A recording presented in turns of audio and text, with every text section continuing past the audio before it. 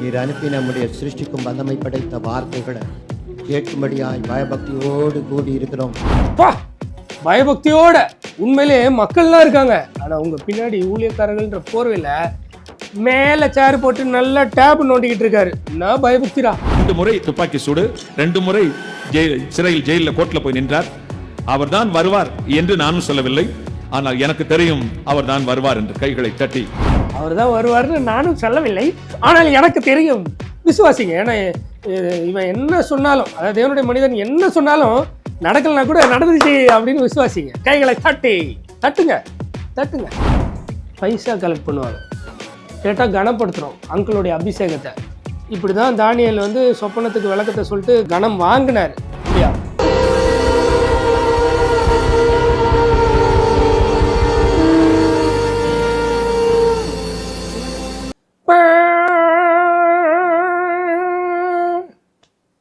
இது வேற ஒன்றும் இல்லைங்க, அவங்களுக்கு அவங்களே ஊதிக்கிட்ட சங்கு.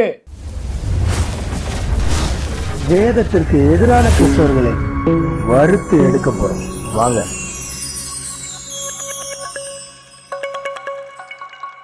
அப்படியே கண்களை மூடி 7 தடவை ஊதி இருக்கிறார்கள்.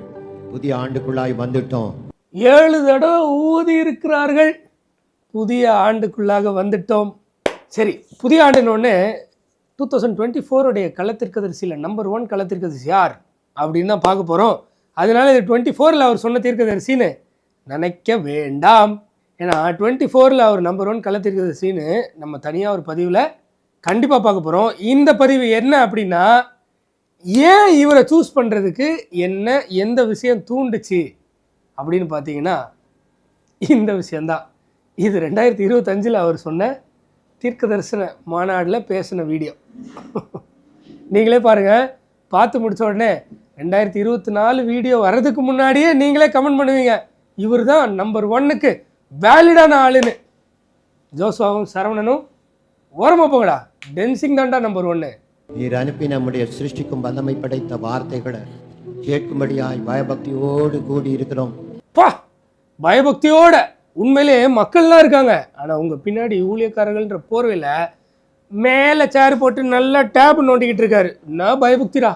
மாறாத ஆண்டவர் இயேசு கிறிஸ்து மெல்சிதாயின் தேவன் உங்களை ஆசீர்வதிப்பாராக. மாறாத ஆண்டவர், ஓகே. அது என்ன? இயேசு கிறிஸ்துவின் எல்ஷடாயின் தேவன். அதாவது இவங்க தீர்க்க தரிசனம் மட்டும் இல்லை, பேசுறது எல்லாமே கள்ளத்தனமாக தான் இருக்கும். அதனால தான் கள்ள தீர்க்கதரிசி நம்பர் 1 இவர் தான். இவரை மிஞ்சி ஆளே இல்லைன்னு நான் சொல்றேன். ஒவ்வொரு ஆண்டும் நீங்கள் தீர்க்க தரிசனங்களை கேட்கிறீர்கள். இது ஒரு குறி சொல்லும் நிகழ்ச்சி அல்ல, ஒரு மனிதனுக்கு புகழ் வரும் நிகழ்ச்சியும் அல்ல.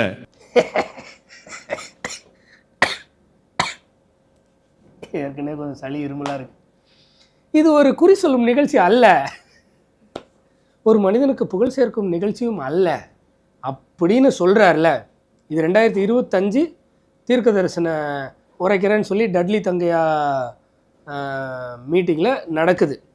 சரியா? இந்த மீட்டிங்கில் டட்லியா ஏதோ ஒன்று தங்கையா பேசிகிட்டு இருக்காரு.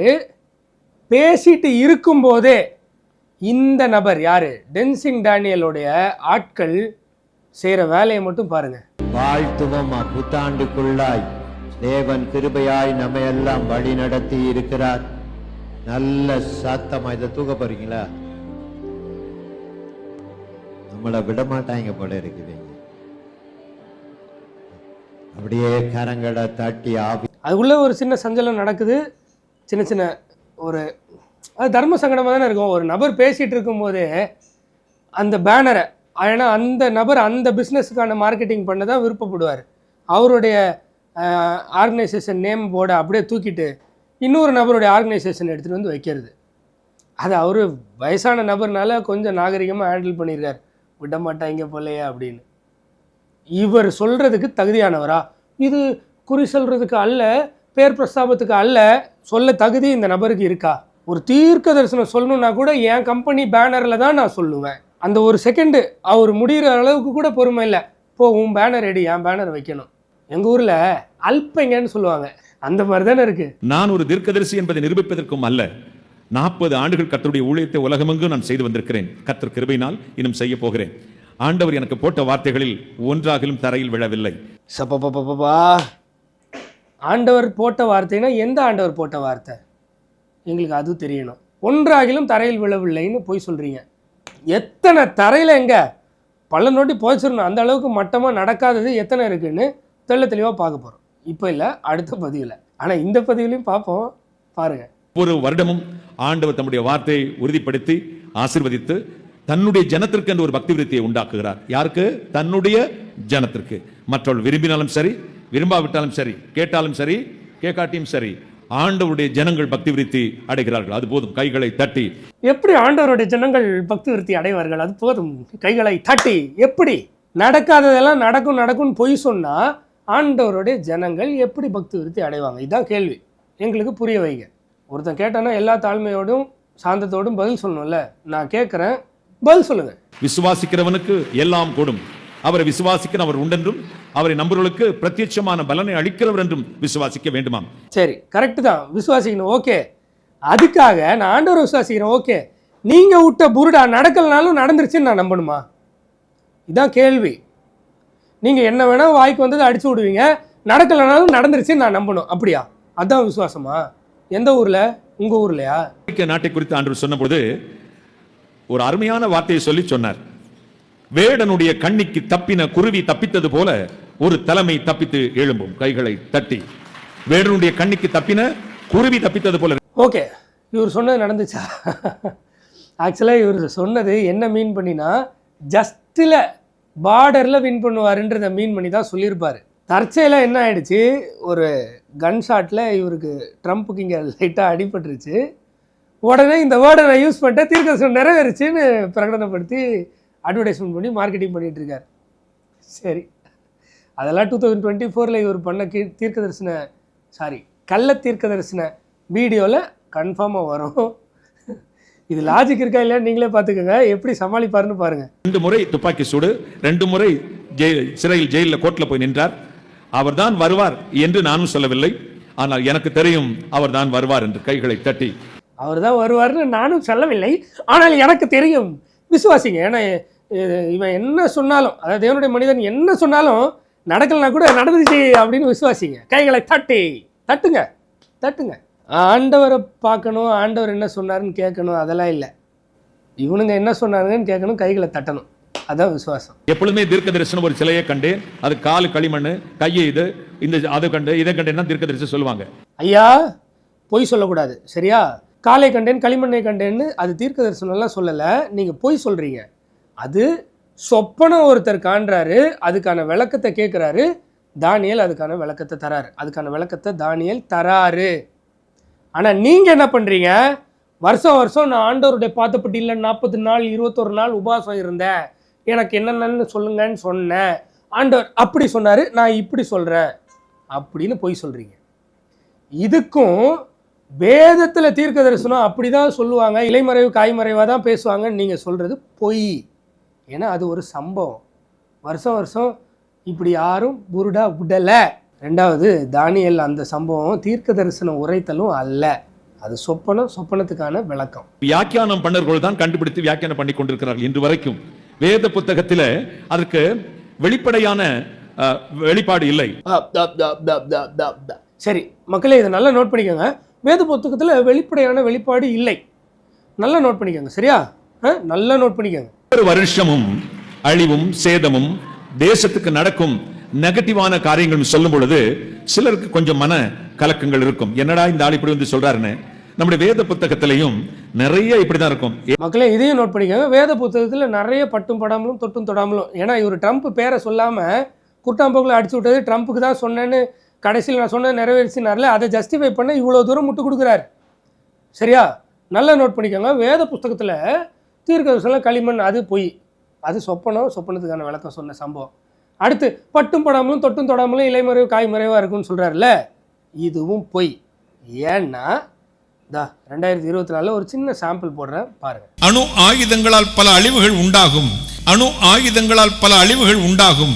அணு ஆயுதங்களால் பல அழிவுகள் உண்டாகும். கேட்டிங்களா? 2024 அணு ஆயுதங்களால் பல அழிவுகள் உண்டாகும். பல அழிவுகள் உண்டாகும். எதனால? அணு ஆயுதங்களால் நியூக்ளியர் வெப்பன்ஸ்னால பல அழிவுகள் உண்டாகும். இது 2024 இவர் சொன்ன தீர்க்க தரிசனம். இது இலைமறைவு காய்மறைவா? இல்லை. இது இந்த களிமண் அந்த சொப்பனத்தில் இருந்த மாதிரி ஒரு சிலையை கண்டேன், உருண்டு வர கண்டேன், அந்த மாதிரியா? இல்லை. நேரடியாக சொல்கிறாரு. கர்த்தர்கிட்ட இவர் வந்து பயங்கரமாக போராடி இல்லை உபாசம் இருந்து ஏதோ ஏர்ன் பண்ணி கற்றுக்கிட்டு சொல்கிறார். இப்போ எங்கள் கேள்வி என்னென்னா, வேதத்தின் அடிப்படையில் வசனம் என்ன சொல்லுதுன்னா, ஒருத்தன் தீர்க்க தரிசனம் என்னுடைய நாமத்தில் சொல்லி அது நடக்கலைன்னா அவன் கள்ள தீர்க்கதரிசி, அவனுக்கு நீ பயப்பட வேண்டாம்னு சொல்லுது. இப்போ இவன் கள்ள தீர்க்கதரிசி, இவனுக்கு நான் பயப்பட வேண்டாம், அப்படி தானே? ஏன்னா 2024 இல்லை, ஹிரோஷிமா நாகசாகிக்கு அப்புறம் இப்போ வரைக்கும் அணு ஆயுதங்கள்னால பேரழிவு உண்டாகி இருக்கா இல்லையான்னு ஸ்கூல் படிக்கிற பசங்களுக்கு கூட தெரியுமா இல்லையா? எல்லா நாடுகளும் பயமுறுத்துது, என்கிட்ட இருக்கு, பண்ணிடுவேன்னு. ஆனால் பண்ணாங்களா இது வரைக்கும்? ஸோ தம்பி டென்சிங்கு, இது நீங்கள் இவ்வளோ தூரம் முட்டு கொடுத்ததுக்கு ஒரு துளி கூட செட் ஆகாது. நீங்கள் பொய் சொன்னது அதை யாரும் மாற்ற முடியாது. ப்ரொவைடட் நீங்கள் எல்லா வீடியோவும் இப்போ அவசரமாக போய் ப்ரைவேட்டில் இல்லை டெலீட் பண்ணாத வரைக்கும். அது கூட உங்களுக்கு வாய்ப்பு விட மாட்டாரா சார்? ஆல்ரெடி எல்லாத்தையும் நாங்கள் டவுன்லோட் பண்ணிட்டோமே. கர்த்தர் நல்லவர். அப்படியாகவே 40 ஆண்டுகள் கடைசி மாதத்தின் கடைசி வாரத்தில் ஆண்டவருடைய சமூகத்தில் உபாசித்து காத்து கிடந்து அவர் சொல்லுகிற வார்த்தைகளை கொண்டு வந்து உங்களுக்கு இந்த உலகத்துக்கு சொல்லி வருகிறேன். கைகளை தட்டி கர்த்தரை மகிமைப்படுத்துவோம். உங்களுக்கு இந்த உலகத்துக்கு அவர் சொல்றாராம். இப்போ கொஞ்ச நேரத்துக்கு முன்னாடி என்ன சொன்னாரு? ஆண்டவருடைய பிள்ளைகளுக்கு பக்தி வர வைக்கும் அப்படின்னு. இப்போ உலகத்துக்கு சொல்றேன். உலகத்துல தான் நானும் இருக்கிறேன். நீ என்ன ஏன் முட்டாளாக்க நினைக்கணும்? என்ன ஏன் பைத்தியக்காரன் நினைக்கணும்? அந்த ரைட்ஸ் உங்களுக்கு யார் கொடுத்தா? நான் எது வேணால் சொல்லுவேன், நான் தேவனுடைய மனிதன், நீ நம்பணும் அப்படின்னா என்ன அது? சரி, இது எல்லாமே எதுக்காகன்னு நான் சொல்லிட்டா இப்போ ஒன்று நடக்கும். வீடியோ முடிவில் என்ன நடக்குதுன்னு பாருங்க. பரிசுத்த பிதாவே, ஆமென் ஆமென். அப்படியே உட்கார்ந்துக்கிறீங்களா? அங்கிள் மேல இருக்க அபிஷேகத்தை கனப்படுத்தி அவங்க வீடியோலேயே அப்படியே ஆடியோவை கட் பண்ணிட்டாங்க, பேக்ரவுண்டை ஒரு போஸ்டரை போட்டாங்க, நடந்தது என்னன்னு மூடி மறைச்சிட்டாங்க. இப்போது எல்லாருக்குமே தெரியும்ல, அங்கிளுடைய அபிஷேகத்தை கனப்படுத்தி என்ன பண்ணுவாங்க? பைசா கலெக்ட் பண்ணுவாங்க. கேட்டால் கனப்படுத்துகிறோம் அங்கிளுடைய அபிஷேகத்தை. இப்படி தான் தானியேல் வந்து சொப்பனத்துக்கு விளக்கத்தை சொல்லிட்டு கனம் வாங்கினார். அப்படியா? சரி, உங்களோட இதுக்கு நீங்கள் தானியெல்லாம் எழுங்க, என்னோட இதுக்கு ஆண்டவருடைய வார்த்தையை எடுக்கிறேன், நீங்கள் சொன்ன ஒவ்வொரு தீர்க்க தரிசனத்தையும் எடுக்கிறேன், பல வருஷங்களுக்கு முன்னாடியிலேருந்து வரிசையாக போடுறேன். இந்த வருஷம் ஃபுல்லாக நான் நிரூபிப்பேன். 2024 நம்பர் 1 கள்ள தீர்க்கதரிசி டென்சிங் டானியல் தான் நான் நிரூபிப்பேன். ஜோசுவா ஓடு, சரவணன் ஓடுங்க. ஆல்டினர் மோகன்சியும் கிடையாது, ட்ரிபிள் ஜேவும் கிடையாது, டென்சிங் டானியல் தான்.